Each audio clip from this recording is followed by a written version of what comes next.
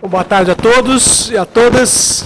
Queria agradecer a oportunidade aqui, o encaixe, né, dessa minha participação aqui. Espero contribuir um pouco com vocês, inclusive porque nós estamos aqui no ambiente bastante favorável à produção de conhecimento, né? Então,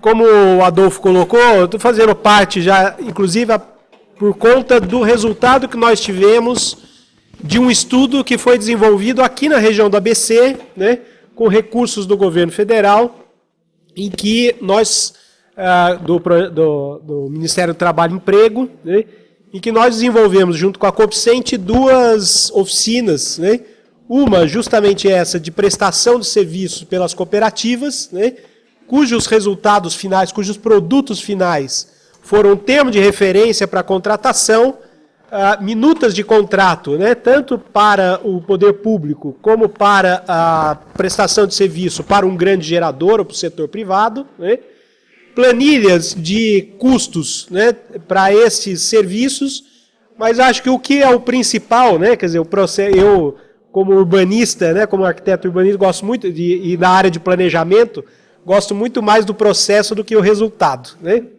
Gosto muito mais de fazer o bolo e sentir o cheirinho do bolo do que depois comer. Mas o principal deste processo todo foi a participação e envolvimento de todas as cooperativas aqui da região, né, na definição dos serviços que podem ser prestados pelas cooperativas a partir da Política Nacional de Resíduos Sólidos, né?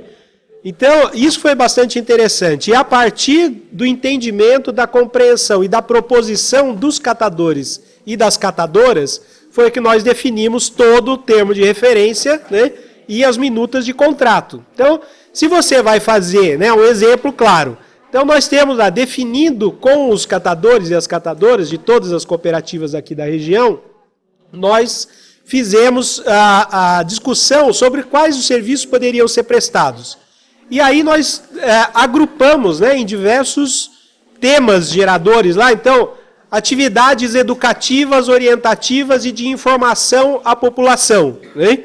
Então, quanto custa a visita em cada domicílio, quanto custa a palestra na escola, quanto custa a participação num evento e assim por diante, né? Então, processo de educação e informação em apoio à coleta seletiva. Bom, isso custa tanto, né? E aí tem uma referência de valores. Os serviços tradicionais, vamos dizer, o da coleta, né, o da triagem, da separação lá e da preparação para a indústria recicladora, também tem isso.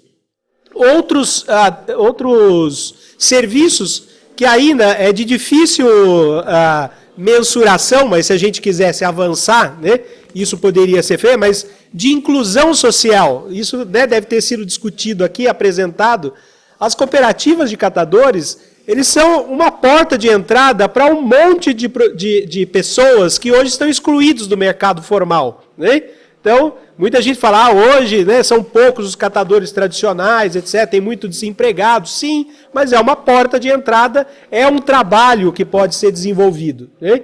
E aí, também tem algumas, e é porta de entrada, inclusive, para gente que é mais excluída do que os excluídos, né? Então, o dependente químico, né, o que sai lá da prisão, né, e outro, quem está em tratamento de saúde mental, etc. Nós fizemos todos, né, discutimos isso com os catadores e colocamos isso também. Um dos componentes né, o de inclusão social. Dou um exemplo, como é que a gente, porque nós construímos isso juntos, né?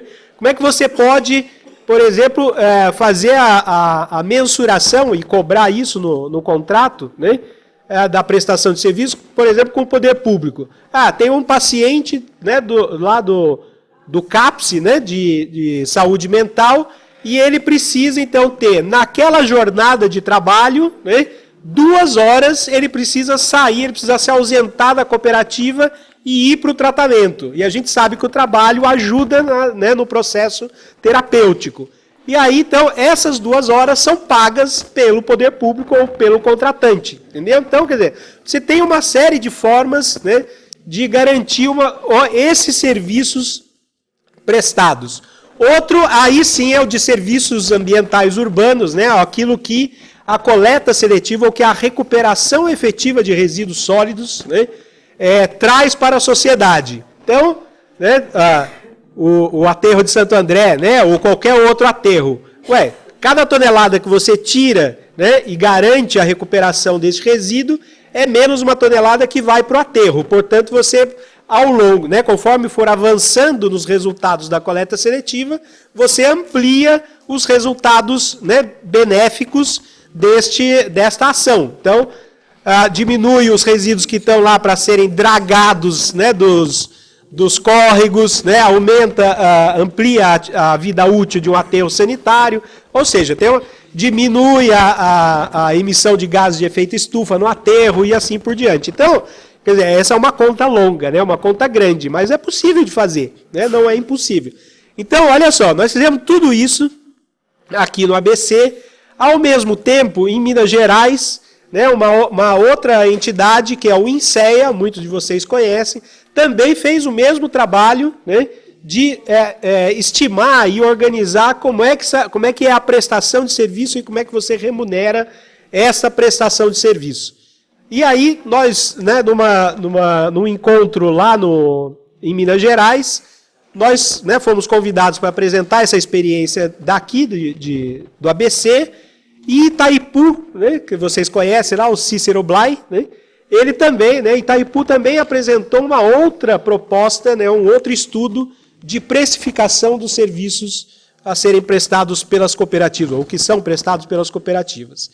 E, felizmente, né, quer dizer, uma proposta que eu fiz vingou, e nós estamos, então, num grupo formado por diversas entidades aqui do Brasil como um todo, fazendo a consolidação de todos esses estudos, para que saia, né, um estudo completo, né, quer dizer, abrangendo todas essas perspectivas, né, e que saia um documento, né, orientativo e que isso seja disponibilizado para o Movimento Nacional dos Catadores, para os municípios, né, para a Confederação Nacional dos Municípios, para a ANAMA, para quem quer que seja, né, dos representantes dos municípios, e também para a coalizão, né, das empresas que estão discutindo a logística reversa, indicando como é que você pode contratar as cooperativas de acordo com os serviços a serem prestados. Né?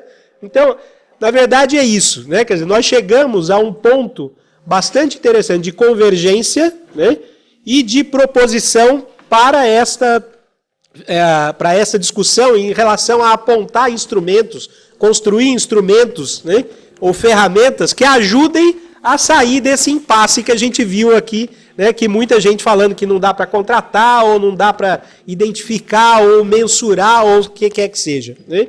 Por fim, já terminando, né, uma outra coisa, né, em relação ao tema desta mesa, né, quer dizer, oportunidades, eu falei que a gente fez 2 estudos aqui, né, 2 oficinas. A outra oficina foi em relação aos gestores públicos, e nós trabalhamos também com todas as prefeituras, ou quase todas, né, os 7 municípios aqui da região, e saímos, né, ao longo, depois de vários meses, com a participação muito efetiva de quem a gente, né, deve agradecer aqui, de São Caetano e Santo André, ao longo de todos esses meses, e saímos com um plano estratégico, na verdade, com estratégias de ação para fortalecimento e ampliação da coleta seletiva aqui na região do ABC.